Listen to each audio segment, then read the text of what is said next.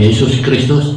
Saat ini kembali saya Pendeta Eko Hidayat akan menyampaikan firman Tuhan dengan judul Hidup di dalam Roh. Sebelum saudara dengar firman Tuhan ini, mari kita berdoa. Bapa, kami mengucap syukur dan berterima kasih bahwa Tuhan memberikan izin pada kami untuk mendengarkan kebenaran firman Tuhan ini. Pakai hamba-Mu, roh, jiwa, tubuh, pikiran, hatiku, dan seluruh indera jasmani hamba-Mu. Biar yang keluar dari bibir hamba-Mu adalah urapan Roh-Mu yang kudus. Yesus, ambil alih kebaktian ini. Siap untuk mendengar firman-Mu. Lindungi kami, patri dan bentengi kami. Terima kasih Bapa. Di dalam nama Yesus kami sudah berdoa. Haleluya. Amin. Saudara, seperti yang saya katakan bahwa hari ini adalah firman Tuhan hidup di dalam roh. Saudara, hidup dalam roh itu berarti hidup di dalam kasih. Karena Allah adalah roh, Allah adalah kasih. Di dalam firman Tuhan, Paulus berbicara tentang perjalanan di dalam roh. Jadi Paulus ingin hiduplah oleh roh, maka kamu tidak melakukan keinginan daging. Paulus ingin supaya kita hidup dalam roh. Saudara bayangkan Paulus yang tadinya tidak mengerti tentang roh, setelah dipakai oleh Yesus, dia menyampaikan kebenaran apa yang dia sudah terima di dalam roh ini, saudara. Jadi kamu tidak lagi menuruti keinginan daging. Ya, Tuhan tidak menjadikan kita seperti robot. Banyak yang masih menginginkan hidup dalam daging, orang-orang Kristen. Tapi kita harus mengerti, saudaraku, hidup dalam roh ini bukan lagi pengalaman mistik. Seperti dulu saya waktu belajar ilmu, saudaraku, belajar mistik dalam roh, bersemedi. Saudara, kalau kita lihat di dalam kehidupan ini, kalau orang yang menyembah dan berdoa dalam roh dengan orang yang meditasi, itu berbeda, saudara. Berbeda, sangat berbeda. Kalau yang meditasi, mereka menggunakan roh-roh di udara. Dukun-dukun, orang-orang yang belajar ilmu bela diri, yang mempandai bacok apa segala macam itu, ya banyak. Nah, di situ kita lihat mereka bersemedi, mereka membaca ayat-ayat yang dikasihkan itu, yang bacakan mantra-mantra begitu, terus diapali, nggak sehari, mereka tekun, ya mereka menyerahkan diri mereka. Jadi roh itu ada mantranya. Kalau mereka sudah baca itu mantra terus, baca mantra tiap hari, nah apa yang mereka inginkan bisa terjadi. Roh itu bisa membuat mereka terjadi. Seperti dukun, makanya dia bisa santai sana, santai sini, guna-guna, ya saudara, dengan segala macam cara, tradisi, adat istiadat, semua dicampur aduk. Siapa yang menanya? Karena manusia, saudara, punya keterbatasan. Pikiran sebetulnya tidak terbatas, manusia paling tinggi. Tapi mereka melihat kejadian-kejadian baik di TV, ya uji nyali, segala alam lain, dunia lain dan sebagainya. Mereka jadi ketakutan. Iya, jangan-jangan ada yang bisa bikin nggak bener nih. Jangan-jangan tokoku nggak laku, wah diguna-guna. Jangan-jangan aku nggak dapet jodoh, kena guna-guna. Suamiku ikut perempuan lain, jangan-jangan dipelet. Iya, tapi setiap orang kita lihat di Indonesia ini, ya dia begitu buka toko, banyak pakai panglaris, minta kepada sana, minta kepada sini, orang-orang pinter istilahnya. Sebetulnya yang minta jadi orang bodoh, dia orang pinter. Nah, saudara, kita lihat terjadi loh. Karena mereka menekuni. menekuni apa yang mereka pelajari, dan mereka begitu yakin, mereka begitu antusias bahwa mantra yang mereka baca itu mampu memberi kuasa. Iblis bisa beri kuasa, bisa, saudaraku. Ya, iblis berkuasa. Banyak hal-hal yang saya kemukakan nanti. Di mana, saudaraku? Ada satu hari seorang yang sakit gitu, dan dia minta kepada pendeta, ya orang Kristen, dan minta didoakan nggak sembuh-sembuh. Ya, kalau ada temannya bilang, Bu, Bapak kesini aja Pak, begitu. Nah, ini dia ikuti di mana apa yang dikatakan oleh itu orang. Nah, dia ikuti perdukunan itu. Setelah diikuti, kenyataannya bisa mendapatkan kesembuhan. Banyak hal-hal itu terjadi. Ada satu orang dulu, dia mau mendapat kekayaan. Dia sudah mandi air kembang, dia sudah minum juga, kemudian dikasih ikan seperti ikan gurame, begitu saudara. Dukunnya bilang, coba ikan gurame ini kuliti dibuang, sisiknya dibuang, dia skerit pakai pisau. Lalu ada dengar suara, Papa jangan, Papa sakit, Papa sakit. Dia dengar suara anaknya, dia lepas. Untung belum ditusuk. Terang dilihat anaknya punya punggung belakang udah pada lecet-lecet, saudara. Nah, inilah kalau dukun dia pakai sesuatu, kita harus ada korbannya. Anaklah menjadi korban. Kalau Yesus dirinya sudah dikorbankan, dia sudah mengorbankan dirinya, memberikan kepada kita.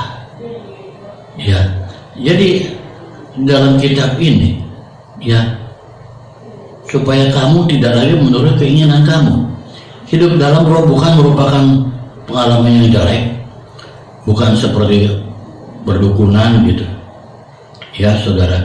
Nah, di sini jelas Yesus mengatakan, Yohanes 6 ayat 63, ya, rohlah yang memberi hidup, daging sama sekali tidak berguna.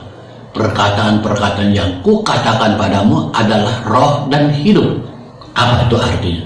Jelas di sini, saudaraku, mengikut perkataan Tuhan, rohlah yang berhidup. Jelas di sini, saya ulangi lagi, jika mengikuti perkataan Tuhan berarti hidup di dalam roh. Nah, saudaraku, kalau hidup dalam roh, itu apa gunanya? Kalau kita hidup dalam roh, sudah ada roh kita. Karena manusia telah berdosa dari Adam dan Hawa, ya, berdosa, jadi kehilangan kemuliaan Allah. Maka Yesus kembali menebus kita untuk bisa kita berhubungan kembali dengan Allah. Waktu itu Adam punya kemuliaan, bisa berbicara dengan Allah. Tapi begitu dia berbuat dosa dengan Hawa, makan buah pengetahuan yang baik dan yang jahat itu, langsung tidak ada hubungan lagi, terputuslah. Jelas, saudaraku, kalau Tuhan nggak minta rubah, minta apa-apa, maka dirinya dikasih. Tuhan mengatakan apa? 1 Yohanes 5 ayat 15. Dan jika kita tahu bahwa Ia, yaitu Tuhan, mengabulkan apa saja yang kita minta, maka kita juga tahu bahwa kita telah memperoleh segala sesuatu yang telah kita minta kepadanya. Tahu, minta. Adanya Tuhan untuk kita minta kok. Ya, Tuhan mau nih kita minta. Minta kepadaku dalam namaku, aku akan melakukannya. Ya, Yohanes 14 ayat 12 dan 13 mengatakan apa? Ya, jika kamu minta sesuatu kepadaku dalam namaku, aku akan melakukannya. Dan juga barang siapa percaya padaku, ia bisa melakukan pekerjaan-pekerjaan yang pernah aku lakukan. Bahkan pekerjaan yang lebih besar daripada itu. Sebab aku pergi kepada Bapa. Apa juga yang kamu minta kepadaku dalam namaku, aku akan melakukannya, supaya Bapa dipermuliakan. Dan apa juga yang kamu minta kepadaku dalam namaku, aku akan melakukannya. Jelas, minta. Ya, kenapa Tuhan bilang begitu? Karena kuasa Allah, kekuatan Allah, tubuh kita adalah bait Allah. Jadi seluruh kepenuhan Allah ada di dalam Yesus. Yesus juga ada dalam tubuh kita. Jadi semua kekuatan, kemuliaan, apa yang kita minta, tidak ada yang mustahil, ada pada Allah. Allah berfirman, semuanya ada, semuanya jadi. Jangan ikutin yang enggak, saudaraku. Hanya ikutin satu macam, jangan macam-macam. Satu macam, Yesus Kristus.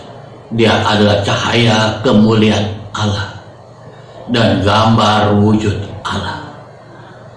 Jadi kalau kita berdoa, minta kepada Tuhan, tidak ada sangkut pautnya dengan segala tumbal. Tuhan yang akan memberikan, Tuhan yang punya segala sesuatu untuk diberikan, saudara. Jadi kalau kita lihat Markus 11 ayat 23-24 mengatakan apa? Katakan pada gunung, gunung beranjaklah dan tercapak ke dalam laut, asal tidak bimbang. Percaya, apa yang kamu katakan pasti terjadi, maka itu akan terjadi bagimu. Tuhan bilang apa yang kamu katakan pasti terjadi. Kenapa bisa terjadi? Karena tubuh kita bait Allah dan Yesus ada dalam diri kita. Tubuh kita bait Roh Kudus. Jadi segala kemungkinan apa saja ada di dalam diri kita, dan apa saja yang kita kehendaki pasti terwujud. Maka Tuhan mengatakan, katakan pada gunung ini. Ada perkataan. Kita nggak bisa diam-diam saja. Katakan pada gunung ini. Nah, begitu kita katakan, apa yang terjadi? Firman keluar dari mulut kita. Kekuasaan Tuhan keluar dari mulut kita. Firman itu dekat di hati dan di mulut kita, di mulut dan di hati kita. Begitu kita keluarkan kata-kata itu, membuat kuasa Allah bekerja dalam diri kita. Apa yang kita minta, gunung aja pindah. Hebat ya Tuhan kita. Nggak ada yang lain, jangan percaya pada yang lain. Yang lain iblis itu pembunuh, pembohong, pendusta. Ya saudara, jangan percaya. Tapi Yesus datang untuk memberi hidup, hidup dalam segala kelimpahan. Jadi kita nggak usah kebingungan hidup ini, saudaraku. Datang, cari dahulu kerajaan Allah dan kebenarannya. Semua yang akan ditambahkan padamu. Kalau Yesus sudah berkata seperti itu, benar-benar kata-kata Yesus adalah kebenaran dan hidup. Tapi kita yang menjadi anak-anak Tuhan kurang antusias, kurang menghayati, kurang menekuni kebenaran firman Tuhan yang dikatakan oleh Tuhan. Kalau Tuhan katakan pasti itu terjadi, saudaraku. Ya, jadi di sini saudaraku, Yesus sudah mengatakan, rohlah yang memberi hidup, daging sama sekali tidak berguna. Perkataan-perkataan yang kukatakan padamu adalah roh dan hidup. Jadi dengan pengertian saudara, jadi kita kalau mengikuti perkataan-perkataan Tuhan, berarti kita hidup di dalam roh. Jadi kita dalam roh, rohnya udah ada. Jadi kalau kita minta pada Tuhan, roh kita turut bekerja dan Allah turut melakukan segala sesuatu yang kita minta. Tidak ada embel-embel lain dan tidak ada tumbal. Apa saja yang kamu minta dan doakan, percaya kamu sudah terima. Tuhan hanya ingin kita minta dan percaya, saudaraku. Jadi kalau kita lihat, jadi hidup dalam roh sebenarnya tidak susah, saudaraku. Tidak perlu bertapa kemana-mana. Hidup dalam roh adalah hidup menurut buah-buah roh.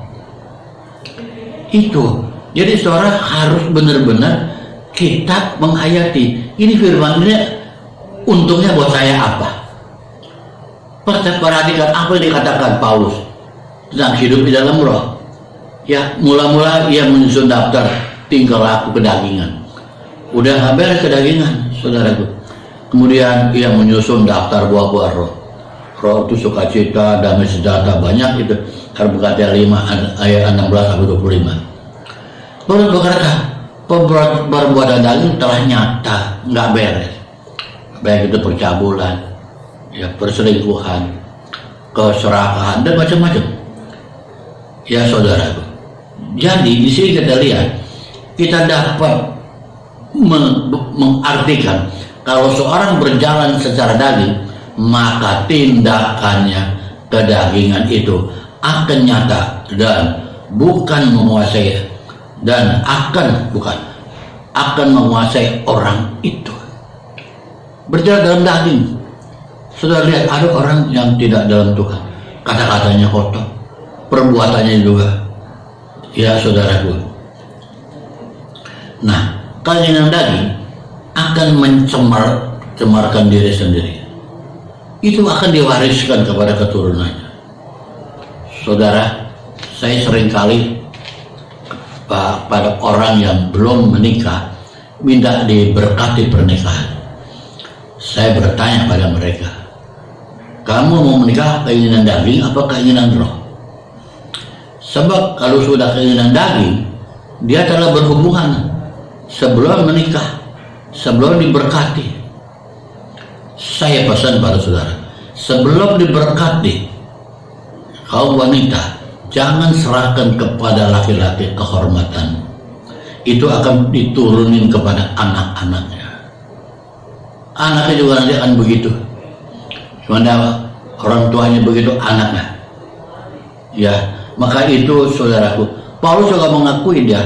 Dulu dia mengakui jalannya nggak benar. Sebab saudara, kalau orang melakukan percabulan, dia berdosa terhadap dirinya sendiri. Kalau dia bukan percabulan, dia hanya berdosa saja apa yang dia lakukan. Tapi kalau percabulan, diri sendiri berdosa, nggak bisa diampuni lagi, karena keduanya menjadi satu daging. Itu, ya saudaraku, dan tidak mendapat bagian di dalam kerajaan Allah. Ya, maka pemuda-pemuda atau bapak-bapak, jangan sekali-kali Anda nyeleweng. Ya, saudara, untuk mendapatkan bagian kerajaan Allah, kita seringkali mendapatkan penghalang-penghalang. Penghalang dari mana? Dari keinginan daging kita. Ya, jadi di sini Paulus mengatakan apa yang dikatakan tentang hidup dalam roh itu. Bagaimana kita hidup di dalam roh? Hidup dalam roh maksudnya adalah hidup menurut buah-buah roh. Hidup dalam roh adalah hidup menurut kasih, yaitu sukacita, damai sejahtera, kesabaran, kemurahan, kebaikan, kesetiaan, kelemah lembutan, dan penguasaan diri. Jadi secara sederhana kita dapat mengatakan bahwa hidup dalam roh adalah hidup menurut 9 buah karunia roh dan roh manusia yang telah diperbarui, telah dibaptis, menerima Yesus menjadi Tuhan dan Juru Selamat. Paulus mengatakan tidak ada hukum yang menentang hal itu. Nggak ada hukum yang menentang hal itu. Maka dari itu saudaraku, kehidupan di dalam roh harus sungguh-sungguh menjadi pusat kehidupan di dalam diri kita. Ya saudara, jadi seharusnya memang kita yang menjadi anak-anak Tuhan menginginkan supaya kita hidup dalam roh. Tapi saudaraku, penghalang-penghalang ada saja, yaitu si iblis. Iblis menawarkan hal-hal yang indah, yang enak, yang gampang-gampang, supaya menuruti apa yang diinginkan.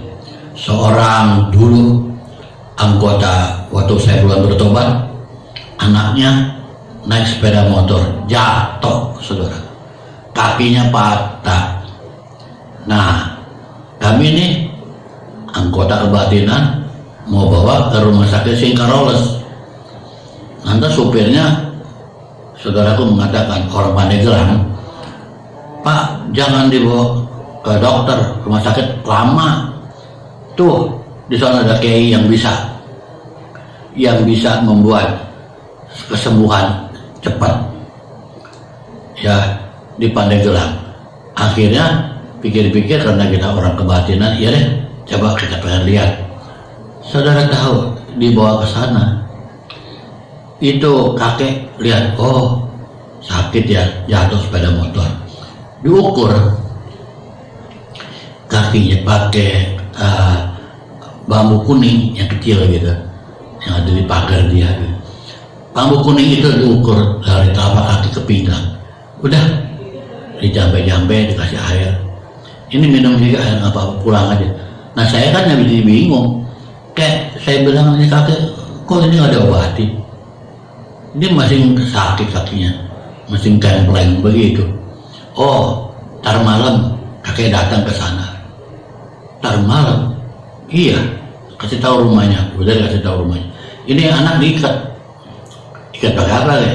Diranjang kaki kiri ke ranjang kaki kiri ranjang, kaki kanan ke kaki kanan ranjang, tangan kiri ke kiri ranjang kakinya. Jadi seperti orang terlentang. Jam berapa kakek datang? Jam 12. Ya udah, bawa pulang. Begitu setengah 12 ikat pakai celana jin, jangan pakai tambang, takut dia berontak nanti lecet. Nah, udah pakai celana jin diikat gitu. Kemudian benar, itu kakeknya datang, saudara. Dia datang seret masuk, seperti salam, begini dia salam, gitu. Nanti saya juga salam sama dia. Udah kita diam aja. Tuh saya bilang tuh, si kakeknya datang. Itu waktu saya ada penglihatan seperti itu, roh. Nah setelah digunjang-gunjang, dipegang, bener aja. Itu anak menjerit, lompat kalau nggak diikat. Waduh, ya bisa jatuh orangnya ke bawah. Diikat, karena ikat jadi nggak bisa berontak kemana-mana deh. Nah setelah kurang lebih 6-7 menit gitu, reda, udah nggak sakit lagi. Si kakeknya mohon salam begini, dia pergi rohnya. Nah saya bilang buka, dibuka, saudaraku, dia punya ikatan. Saudara tahu, langsung jalan. Nah ini apa yang terjadi saya lihat.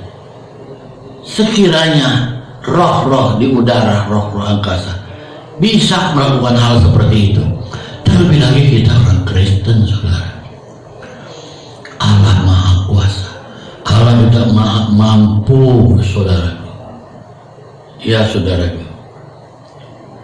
Jadi kita harus benar-benar dalam dunia kekristenan dengan pengecualian bisa dianggap tidak berarti. Teori yang berlaku menyebutkan bahwa manusia menentukan nasibnya sendiri serta menerapkan tujuan sendiri, kehendak bebas sendiri. Jadi sekarang manusia udah jarang. Orang Kristen juga ada masalah, dia runding sendiri, tidak mencari Allah. Kalau ada masalah sedikit, apa yang dikatakan? Seperti sekarang masalahnya udah COVID begini, makin sonanya merah hitam, yang dipersalahkan siapa? Nih setan nih, iblis nih, saudara, dipersalahkan. Untuk sebagian besar kejahatan saham di dunia ini, iblis sakit penyakit ke situ larinya. Ya, jadi iblisnya yang menjadi kambing hitam, saudara. Manusia selalu berbicara mengenai tanggung jawab, ya, tanggung jawab manusia. Namun seringkali menyangkal tanggung jawabnya manusia pribadi mengenai dirinya sendiri, dengan memperhitungkan kepada iblis segala hal yang jahat. Dalam kenyataannya timbul dari hati mereka sendiri yang jahat. Jadi dari hati timbul segala kejahatan dan percabulan, pencurian, itu semua. Yakobus juga mengatakan pencobaan datang dari diri sendiri. Ya, sebab dari hati orang timbul segala kejahatan. Jadi siapakah yang berkuasa di bumi ini? Allah, iblis, atau manusia? Mari kita memandang dunia secara serius, saudaraku, dan teliti benar. Kita harus memandang dunia. Bukankah ada ketidakpastian dan kekacauan di dunia ini? Saudara lihat, kekacauan terjadi sekarang. Nanti pasti digenapi Alkitab. Bangsa akan melawan bangsa. Dosa udah merajalela. Pelanggaran hukum terus terjadi. Para penjahat serta menipu saat ini terus bermunculan, saudara. Munculan di mana-mana. Udah banyak pencurian, penjamretan itu. Ya, saudara. Sedangkan orang jahat, penipu akan, saudara, bertumbuh. Jahat mereka menyesatkan orang-orang pilihan. Hati-hati, saudara. Ya, sekarang ini sepertinya segala sesuatu tampaknya sedang lepas kontrol. Tampuk kekuasaan, pemerintahan mewarnai pertikaian dan kegoncangan, ribut. Ya, bangsa-bangsa ini golongan atas ribut. Ya, jadi bangsa-bangsa semua di dunia ini dalam pergolakan. Jadi kadang-kadang peradaban ini berubah menjadi satu realita kegagalan. Apa? Mau vaksinasi apa? Kehidupan seperti ini. Unjuk rasa dan ketidakpuasan terhadap pimpinan negara terjadi di mana-mana, saudara. Ledakan-ledakan bom juga masih terjadi, membuat masyarakat menjadi ketakutan. Ini yang terjadi. Kita lihat separuh dari dunia kekristenan, saudaraku, sepertinya terperangkap di dalam pergumulan dengan kuasa kegelapan. Dengan kejadian yang menyusahkan ini, walaupun keadaannya sedikit aman dan sepertinya terkendali, tapi kenyataan bahwa dunia bukan menjadi aman bagi demokrasi, tetapi kita justru mendapatkan bahwa demokrasi sangat tidak aman bagi dunia. Kegelisahan, ketidakpuasan, kekacauan terjadi di mana-mana, dan tidak seorang pun dapat menerka apa yang terjadi. Saudara, kita lihat sejak Injil diberitakan, mulai dari zaman para rasul, sejak 2000 tahun yang lalu sampai sekarang, Kristus masih saja mengalami penghinaan. Dia anggap Kristen kafir, serta penolakan dari manusia, dan hanya dipermuliakan sebagian kecil oleh manusia saja. Dan bagaimana dengan sebagian besar orang-orang yang berada di luar gereja? Mereka sedang menuju kepada kebinasaan, saudara. Apakah pemikiran kita ini mengenai dunia ini, serta bagaimana Allah yang ada di dalamnya? Bagaimana apa yang penglihatan Anda di dalam dunia kekristenan ini? Paulus mengatakan, iman datang dari pendengaran akan firman Tuhan. Roma 10 ayat 17. Apakah makna perjalanan dengan iman itu? Ungkapan itu menunjukkan kepada suatu keadaan di mana pemikiran kita dibentuk tidak diatur lagi dan pendengaran oleh firman Allah, maka kehidupan manusia dikendalikan oleh keduniawian ini. Jadi hidup kita harusnya dikendalikan oleh kebenaran firman Tuhan. Saudara, jadi banyak lagi penghujatan terhadap kebenaran firman Tuhan. Penguasa satu-satunya yang maha agung, Yesus Kristus, pencipta langit dan bumi serta seluruh isinya, yang memberi hidup. Zaman ini, saudara, ironisnya adalah zaman pencemooh, dan akibatnya penuh dengan roh pemberontakan yang meniadakan segala batas-batas dan keinginan keras mencampakkan segala sesuatu yang menjadi penghalang. Dia ingin kehendak bebas. Semuanya itu dengan cepat melanda bumi bagaikan sebuah gelombang laut yang begitu besar menggelora. Saudara, kita lihat generasi sedang bangkit dewasa ini adalah pencemooh yang paling berani dan dengan merototnya serta kehilangan otoritas orang tua. Dan kita lihat tanda-tanda pasti diri akan menjadi kehancuran otoritas, di mana dikesampingkan daripada orang tuanya. Maka saudaraku, dengan memperhatikan dan menyimak, ya, meningkatkan sikap merendahkan hukum manusia serta penolakan untuk memberikan hormat kepada mereka yang layak menerimanya, saat ini tidak heran jika kemuliaan dan otoritas Tuhan serta kedaulatannya semakin didorong menjadi latar belakang aja. Saudara, Alkitab begitu banyak dengan firman Tuhan berulang kali menegaskan Allah adalah Tuhan semesta alam. Dari atas mimbar kita harus meneruskan kepada dunia tentang kuasa kedaulatan kebesaran Allah yang kita sembah ini. Iman orang-orang Kristen berada dalam pengujian, saudara, dan dengan api juga kita butuh pertolongan Allah untuk membentuk karakter seperti Yesus Kristus.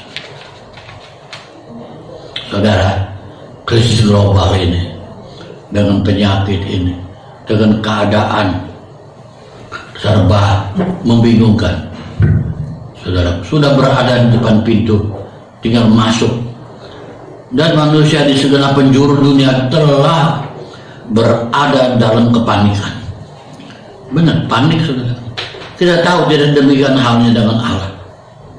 Allah tidak pernah merasa terkejut, dan tidak ada satupun, ya, tidak ada satupun pribadi yang di dalam Allah akan merusak jalannya semua. Maka dari itu kita harus mengerti firman Tuhan memberi hidup, hidup di dalam terangnya. Amin. Mari kita berdoa. Bapa, kami ucap syukur dan terima kasih. Biarlah Tuhan kebenaran firman-Mu ini, di dalam kebenaran ini, membawa kami pada tingkat kebenaran yang lebih tinggi, dan kami mawas diri serta mengikuti peraturan apa yang boleh dan tidak boleh. Tolong kami, Bapa. Di dalam nama Yesus kami sudah berdoa. Haleluya. Amin. Terima kasih.